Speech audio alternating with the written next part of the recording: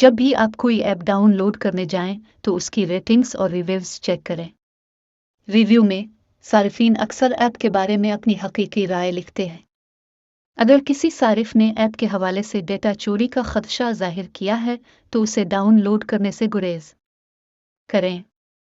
اگر آپ Android phone استعمال کرتے ہیں تو وقتاً فوقتاً یہ چیک کرتے رہیں کہ آپ کے فون پر کون سی ایپس انسٹال ہیں۔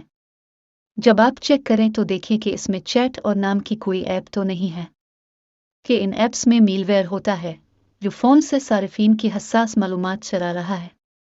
محققین کا یہ بھی کہنا ہے کہ ان ایپس کو سائبر حملوں کے لیے بھی استعمال کیا جا سکتا ہے۔